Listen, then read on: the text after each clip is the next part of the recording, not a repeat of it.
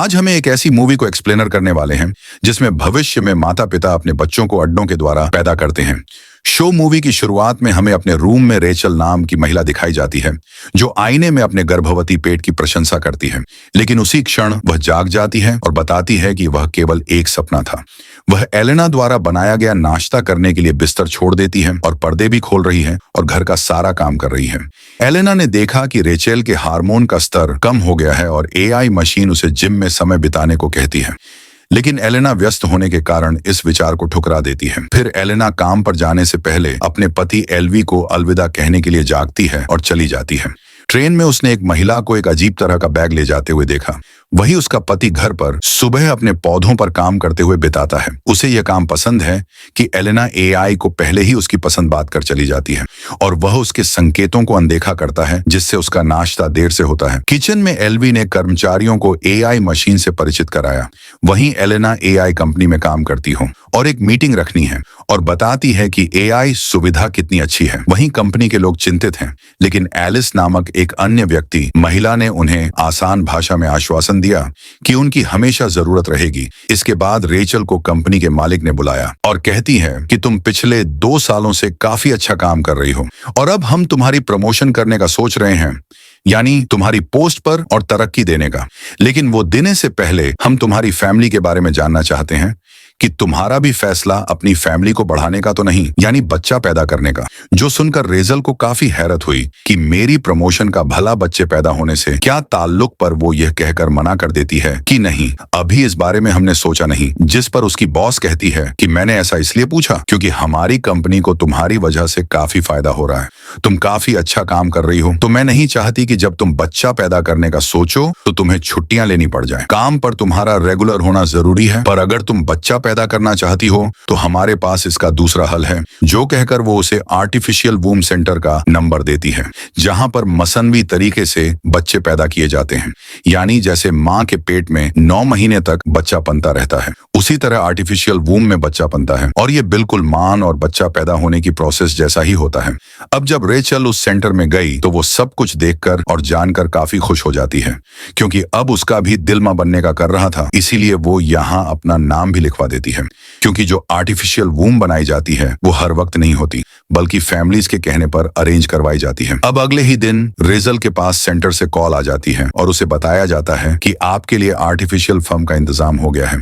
जो सुनकर वो काफी खुश हो गई थी, क्योंकि अब वो भी एक बच्चा हासिल कर लेगी। उधर रेचल का हस्बैंड जब कॉलेज में था तो वो बच्चों को एक पैर से फल तोड़ कर देता है ताकि वो खा ले, पर कोई भी उसे नहीं खाता इस वजह से, क्योंकि वो नेचुरल कुदरती तौर पर पेड़ से होगा था, ना कि एआई की वजह से। जिससे यहाँ हमें समझ लगी कि ये लोग एआई में इतना खो गई हैं कि नेचर कुदरत को जैसे भूल ही गए। अब रेचल आर्टिफिशियल बच्चा पैदा करने की खबर अपनी दोस्त को भी देती है, जो सुनकर वो काफी खुश हो गई और पार्टी रखने का फैसला करती है। जिस पर रेचल कहती है, मगर यह बात मैंने अभी तक अपने हस्बैंड को नहीं बताई, क्योंकि वो इस एडवांस दौर में भी इस तरह चीजें हासिल करना उन्हें पसंद नहीं है, क्योंकि उनका कुदरत पर बहुत यकीन है। अब इस सोच में वो पड़ी ही थी, लेकिन फिर अपने डॉक्टर के पास जाने का सोचती है, जो भी और कोई नहीं बल्कि एक एआई डॉक्टर था जो किसी बड़ी सी आंख जैसा लग रहा था।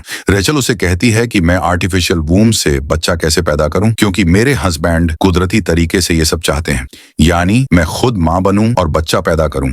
जिस पर एआई डॉक्टर कहता है कि तुम अपने हस्बैंड को समझाओ, क्योंकि इस दौर में नेचुरल जैसी कोई चीज नहीं रह गई। मैं इस बात से फर्क नहीं पड़ना चाहिए कि बच्चा कैसे पैदा हो रहा है, बस इस बात की खुशी मनाओ कि तुम लोग माँ बाप बनने वाले हो। जिसके बाद अब रेचल सब कुछ अपने हस्बैंड को बताने का सोचती है। शाम को जब वो घर आई तो बात करने उसके पास गई, लेकिन देखती है कि अभी मेरा हस्बैंड काफी परेशान है। वो रेचल को भी अपनी परेशानी बताता है कि आज बच्चों ने पेड़ का फ्रूट नहीं खाया, पता नहीं कैसा दौर आ गया है, लोग नेचर से दूर ही हो गए हैं। अब ये सुनकर रेचल अपना मन बदल लेती है और फिलहाल उसे कुछ भी नहीं बताती। अगले दिन फिर वो वोम सेंटर गई, जहां पर और भी कई सारी औरतें आई हुई थीं। तभी यहाँ वोम सेंटर की हेड लिंडा आई, जो सबको बताती है कि हमने ये सेंटर इसलिए खोला क्योंकि इस दौर में बच्चे बहुत ही कम पैदा हो रहे थे, पर यह तरीका निकालकर हम औरतों की मदद करना चाहते हैं ताकि बच्चा पैदा होने में कोई मसला ना हो। जो कहने के बाद वो सबको एक पोर्ट कैप्सूल दिखाती है जो काफी बड़े अंडे जैसा लग रहा था, जिसके अंदर ही बच्चा रहेगा और महीने महीने तक ग्रो करेगा, यानी उसके अंदर ही फल फूलक बड़ा होगा। और जब बच्चा पैदा होने का वक्त आता है तो ये पोर्ट कैप्सूल उसके माँ बाप को दे दिया जाता है, जिसके बाद वो ये भी कहती है कि आप बच्चे से कोई बात करके, कोई गाना सुनाकर उसे कनेक्ट करने जुड़ने की भी कोशिश कर सकते हैं। इसके अलावा यह भी कि बच्चे को खाना कैसे खिलाते हैं, और क्योंकि ये बच्चे के माँ बाप हैं तो पोर्ट कैप्सूल ये घर ले जा सकते हैं। क्योंकि ये सब इन्हें बताने का मकसद ये था कि ये पूरा प्रोसेस असली जैसा ही है, तो घबराने की जरूरत नहीं है। अब लिंडा रेचल को कहती है कि अगर तुम ये प्रोसीजर शुरू करवाना चाहती हो तो पहले इसकी फीस भरनी होगी, जिस पर वो कहती है कि न भी इसके लिए मुझे टाइम चाहिए ताकि मैं अपने हस्बैंड से बात कर लूं। जिसके बाद वह पूरा जहन बना लेती है और आखिर घर आकर सारी बात अपने हस्बैंड को बता देती है कि मुझे आर्टिफिशियल वर्म की मदद से बच्चा चाहिए, क्योंकि मुझे अपने करियर पर ध्यान देना है, तो नेचुरल तरीके से मैं बच्चा पैदा नहीं कर सकती। अब ये सुनकर उसके हस्बैंड को काफी बुरा लगा, क्योंकि एक तो वो इस तरीके के खिलाफ था और दूसरा कि रेचल ने अकेले ये फैसला ले लिया था। इस पर वो कहती है कि मेरी मजबूरी है, क्योंकि ये चीज मेरी प्रमोशन से जुड़ी हुई है। और अब इस बात को लेकर उनकी बहस होने लगी, लेकिन फिर रेचल अपना गुस्सा कंट्रोल करके उससे माफी मांगती है और यह भी कहती है कि हमें पहले मेरी एक दोस्त से मिल लेना चाहिए, क्योंकि उसने भी आर्टिफिशियल तरीके से ही बच्चा पैदा किया है। अगर उसके लिए सब ठीक रहा होगा तो हम भी ये कर लेंगे। जिसके लिए उसका हस्बैंड मान गया और अगले ही दिन ये रेचल की दोस्त के घर आ जाते हैं, जहां उसके दोस्त का हस्बैंड उन्हें हंसी मजाक में ये समझाने लगता है कि तुम आर्टिफिशियल हो, मैं बच्चे को कैसे उठाकर अपने साथ कहीं भी ले जा सकते हो, जो देखकर रेचल के हस्बैंड को काफी अजीब लगा। फिर वो घर आकर रेचल से कहता है कि मैं ये फैसला इतनी जल्दबाजी प्रेशर में नहीं ले सकता, आखिर बच्चे का मामला है। जिस पर रेचल कहती है कि ऐसा करो, तुम मेरे एआई डॉक्टर से बात कर लो, वो भी तुम्हें ठीक ही बताएगा। अब उसके कहने पर रेचल का हस्बैंड एआई डॉक्टर से बात करता है, पर वहां भी उसकी बहस हो गई, इसलिए बात बीच में ही छोड़कर वो वहां से बाहर निकल आता है। रात को खाने के वक्त भी ये एडवांस जिंदगी से इंसानों पर पड़ने वाली असरात के बारे में बात करते हैं कि एआई की वजह से इंसान उसे कोई काम नहीं करते, ऐसे तो वो आलसी बन जाएंगे। पर रात को ही रेचल के हस्बैंड को एहसास हो गया और वो उसे कहता है कि मैं जानता हूं तुम ये सब हमारी फैमिली के लिए ही कर रही हो, और अगर तुम्हारी खुशी आर्टिफिशियल तरीके से बच्चा पैदा करने में है तो मैं भी इसमें राजी हूं। और अब वो भी आखिर इस फैसले के लिए राजी हो गया। फिर अगले ही दिन ये लिंडा से मिलने जाती है, जहां वो कहती है कि अगर आपको लड़का चाहिए तो उसके लिए हमें आपकी और ज्यादा मदद चाहिए, मतलब आप दोनों को अपने जिस्म की कोई चीज देनी होगी। इस पर रेचल कहती है कि नहीं, जरूरी नहीं कि लड़का ये अब बच्चा होगा या बच्ची, ये चीज हम नेचर पर छोड़ देते हैं। जिसके बाद इनकी बच्ची का प्रोसेस शुरू हो गया, जो उन्हें स्क्रीन पर दिखाया जा रहा था। हर चीज ठीक थी, यानी कि 9 महीने के बाद इन्हीं बच्चा मिल जाएगा, जो सोचकर ये काफी खुश हो जाते हैं। अब रेचल उस ऐप के जरिए बच्चे से कनेक्ट होने जुड़ने की कोशिश करती है, जो उसे लिंडा ने बताई थी, जहां वो देखती है कि कुछ हफ्ते हो गए हैं पर बच्चे की ग्रोथ अभी इतनी नहीं हुई, जिस वजह से उसे परेशानी होने लगी। फिर रात को जब वो सो रही थी तो उसे एक सपना आया, जिसमें वो देखती है कि वो प्रेग्नेंट है और उसका बच्चा पैदा हुआ है, जो कोई बेबी नहीं था बल्कि एक अंडा था। अब उसे ये सपना काफी अजीब लगा, जिसके बारे में वो अपने एआई डॉक्टर को बताती है, जिस पर उसका कहना था कि तुम्हारे सपने का मतलब यही हो सकता है कि अब तुम सच में मां बनने वाली हो। इसके अलावा अपनों का ताल्लुक हमारी असली जिंदगी से नहीं होता, तो तुम इस पर ध्यान ना दो। अब 6 हफ्ते गुजर जाते हैं, जहां ये लोग होम सेंटर में गए, देखते हैं कि इनके बच्चे की दिल की धड़कन चलना शुरू हो गई है, जिससे इन्हें बहुत खुशी हुई। फिर लिंडा इन्हें इजाजत दे देती है कि ये पोर्ट कैप्सूल को अपने घर ले जा सकते हैं, ताकि बच्चे से घुल मिल सके। घर लाकर रेचल का हस्बैंड पहली बार स्क्रीन में अपने बच्चे को देखता है, जिसे आज यहाँ उसे एहसास हुआ कि हमारा बच्चा आने वाला है, और बाप बनने की उसे बहुत खुशी होने लगती है। वो बच्चे से कनेक्ट होने लगा, जैसे उसे कहानियां सुनाता है, अपने ग्रीन हाउस में लेकर जाता है। पर उसकी निस्बत रेचल इन सब से कनेक्ट नहीं कर पा रही थी, क्योंकि उसे लग रहा था कि इस तरह बच्चा पैदा करके मैं ये एहसास खो दूंगी कि प्रेग्नेंट होने पर क्या होता है। वो जब पल में नहाने गई तो एक प्रेग्नेंट औरत को देखती है, जो रेचल का हाथ अपने पेट पर रखती है और उसे एहसास करवाती है कि प्रेग्नेंट होकर औरत को कैसा महसूस होता है, जो देखकर रेचल को उसके लिए काफी अच्छा लगा। पर अब उसे अपने फैसले पर पछतावा हो रहा था। फिर ये दोनों वर्म सेंटर गए अपने बच्चे के बारे में और ट्रेनिंग लेने के लिए, जहां ये देखते हैं कि वहां आज कुछ बड़े बच्चों को लाया गया है जो पढ़ाई कर रहे हैं, पर वो खुद से कुछ भी नहीं लिख रहे, बल्कि वो एआई रोबोट्स को कह रहे हैं कि ये लिखो, जिस पर वो रोबोट्स लिख रहे थे। अब ये देखकर अक्सर माँ बाप को काफी हैरानी हुई और फिर तभी यहाँ खड़ा एक लड़का पूछता है कि मेरा भतीजा आर्टिफिशियल वम से पैदा हुआ था, पर एक अजीब चीज उसे आज तक एक भी सपना नहीं आया। इस पर लिंडा कहती है कि हाँ, वो हमारी तरफ से ही हुआ है। हमने खुद उन बच्चों की कुछ चीजों पर लिमिटेशंस लगाई हैं ताकि बच्चे वो काम ना करें, पर जल्द हम उन सब बच्चों के लिए हर चीज खोल देंगे। उधर रेचल हर वक्त परेशान रहने लगी थी, ये सोचकर कि कहीं मैंने कोई गलत फैसला तो नहीं ले लिया, जिस वजह से उसके काम पर भी असर पड़ रहा था। वो जिस तरह पहले अपने एआई की आयरन इन्वेंशन इजाद कर रही थी, अब वो काम सुस्त हो गया था, जिस बात का उसे नुकसान भी हो सकता था, क्योंकि ये रिपोर्ट सीधा उसकी बॉस के पास जाती थी, जिससे उसे ये लग सकता था कि कोई इंसान टाइम पास कर रहा है या दिल से काम कर रहा है। अब रेचल का हस्बैंड अपने बच्चे को कॉलेज में भी लेकर जाता है, जहां उसे बहुत खुशी मिलती है।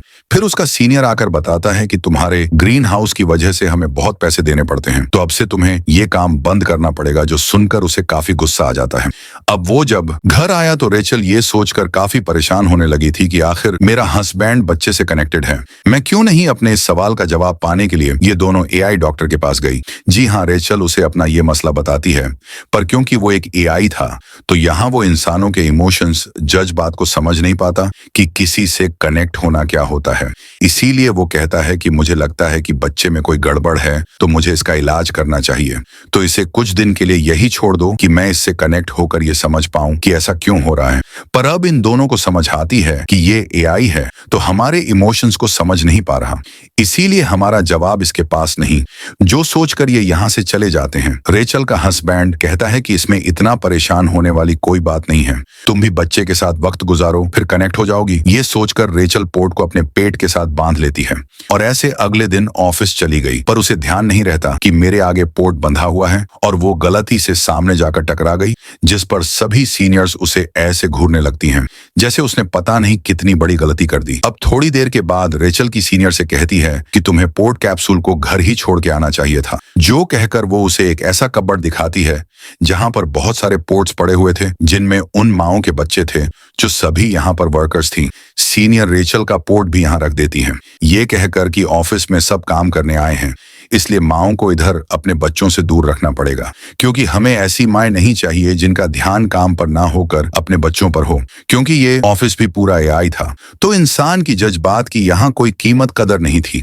अब कुछ दिन के बाद इन्हें अपना पोर्ट चेकअप करवाने के लिए सेंटर में लाना पड़ता है। एक दिन रेचल को फिर से सपना आया जिसमें उसने अपने बच्चे को उठाया हुआ था और वो समंदर किनारे रेत में घूम रही थी। उसने बच्चे को अपने सीने से लगा लिया। इस एहसास को महसूस करके उसे बहुत अच्छा लगा, जिसके साथ ही उसकी आंख खुल गई और अब उसे समझ आई कि मैं भी बच्चे से कनेक्ट हो रही हूँ, और उसे ये अंदाजा भी हुआ कि मुझे इसमें नेचर की भी मदद लेनी पड़ेगी। इसीलिए वो अपने घर में बने ग्रीन हाउस में जाती है और अपने हस्बैंड के लगाए पेड़ पौधों की खुशबू लेने लगती है। फिर एक गमला उठाकर घर के अंदर भी ले आई। उसके हस्बैंड ने जब उसे यह करते हुए देखा तो उसे भी काफी अच्छा लगा। अब जब रेचल ऑफिस जा रही थी तो उसकी बॉस एक बार फिर उसे पकड़ लेती है और पूछने लगी कि भाई क्या बात है, तुम्हारी तरफ से काम इतना सुस्त क्यों है? एआई इन्वेंट करने में तुम काफी पीछे हो, तुम्हारा बच्चा तो ठीक है, कहीं उसकी परेशानी तो नहीं? जो सुनकर रेचल को काफी अजीब लगा। वो समझ जाती है कि मैं चाहे जो मर्जी कर लूं यहाँ, लेकिन मेरी बॉस कभी कुछ नहीं होगी, क्योंकि इन्हें इंसानों के रूप में ऐसे रोबोट चाहिए जो अपने इमोशंस को साइड पे रख के हर वक्त काम करते रहे। अब देखते ही देखते इनका बच्चा 8 महीने का हो जाता है। ये काफी खुश थे उसके साथ और वक्त गुजारने के लिए ये पोर्ट को घर ले जाने के लिए कहते हैं, पर लिंडा इन यह कहकर मना कर देती है कि सॉरी, ऐसा मुमकिन नहीं है, क्योंकि इस स्टेज के बाद हम बच्चे के दिमाग और जिस्म के ट्रेनिंग करते हैं। असल में हम यहाँ एक रिसर्च भी करते हैं जिसके लिए बच्चों के दिमाग से डाटा लिया जाता है, जो हमारे रिसर्च में काम आएगा।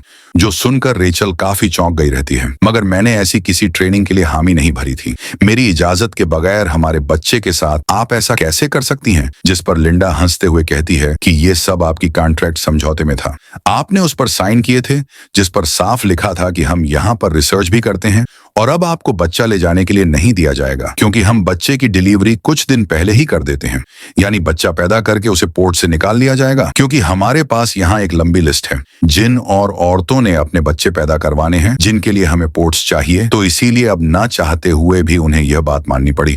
और अब वक्त के साथ साथ रेचल को समझ आने लगती है कि यह सब कुछ ट्रैप चाल की तरह था।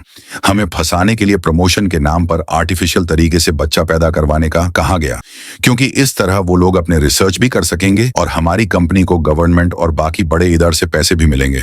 अब घर आकर दोनों ही काफी उदास थे, लेकिन उसका हस्बैंड रुकने वाला नहीं था। वो वापस सेंटर में आकर अपने बचे वाला पोर्ट चोरी छुपे उठा लेता है और सबकी नजरों से बचते हुए उसे घर ले आता है। और अब अपने बच्चे को वापस पाकर ये दोनों ही काफी खुश हो जाते हैं। पर इस रात रेचल को दोबारा सपना आया जिसमें उसका बच्चा पैदा हो गया है और अब वो एक मॉल में अपने बच्चे के लिए शॉपिंग कर रही है। अब नींद से उठने के बाद वो अपने हस्बैंड को कहती है कि मैं भी तुम्हारे साथ इत्तेफाक करती हूँ। मैं भी अपने बच्चे को इस दुनिया में बड़ा नहीं करना चाहती, बल्कि नेचुरल तरीके से नेचर में बड़ा करना चाहती हूँ, जैसा तुम भी चाहते हो।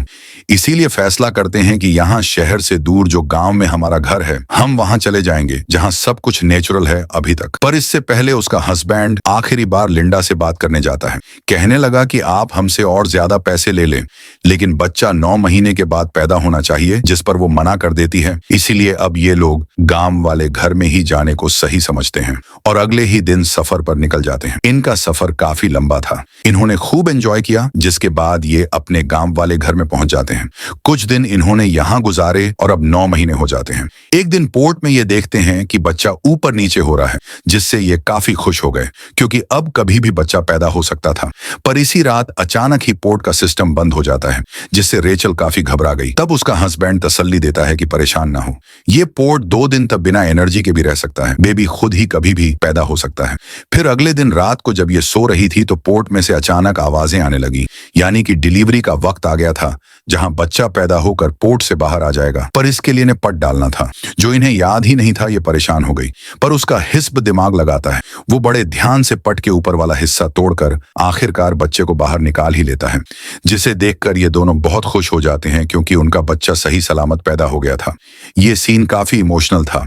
इनकी आंखों में आंसू थे क्योंकि आज आखिरकार वो माँ बाप बन ही गए थे और उनका लड़का हुआ था। और अब ये वैसे अपनी जिंदगी गुजारने लगती हैं जैसी एडवांस दुनिया से पहले थी, यानी बगैर किसी मशीन के। कुछ दिन के बाद रेचल उस बर्ड को बॉक्स में बंद करके सेंटर में भिजवा देती है और अब ये फैमिली क्योंकि पूरी हो गई थी तो हंसी खुशी अपनी जिंदगी गुजारने लगती है, नेचर की खूबसूरती में, एडवांस टेक्नोलॉजी के माहौल से दूर। और इसी के साथ इस फिल्म की कहानी यहीं पर खत्म हो जाती है।